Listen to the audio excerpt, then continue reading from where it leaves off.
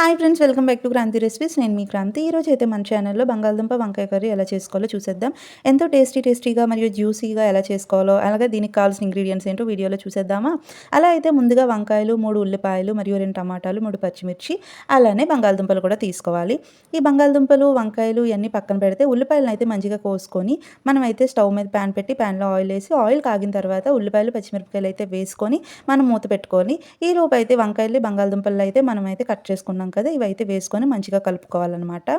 ఇవి ఇలా కలుపుకున్న తర్వాత కొంచెం మగ్గనివ్వాలి. అలా అయితే ఒక 10 నిమిషాలు మగ్గనివ్వడానికి అయితే మనం మూత పెట్టుకొని అయితే ఉంచుకుందాము. అయితే ఇవి మగ్గడానికి కొంచెం ఉప్పు వేసుకున్నాను నేను.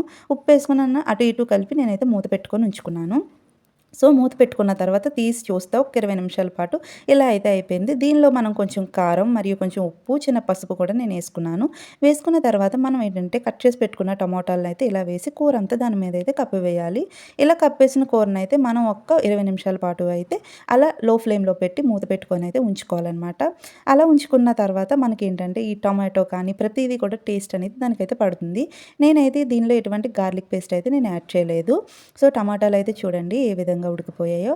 ఇలా ఉడికిన టమాటాలు ఏంటంటే కర్రీ మొత్తానికి పట్టేలాగా ఇలా కలుపుకుంటే టేస్ట్ అయితే చాలా అంటే చాలా బాగుంటుంది. అయితే ఇగురులా కావాలనుకున్నప్పుడు అయితే ఇలానే చేయాలి. ఇందులో అయితే నేను ఒక చిన్న గ్లాస్తో అయితే నేనైతే వాటర్ యాడ్ చేసుకున్నాను.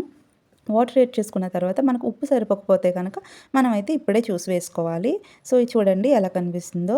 ఇలా అయితే మనం ఒక 10 నిమిషాలు మూత పెట్టేసి అయితే మనం హై ఫ్లేమ్లో పెట్టి మంచిగా ఉడకనివ్వాలి. ఎందుకంటే హై ఫ్లేమ్లోనే ఉంచాలి.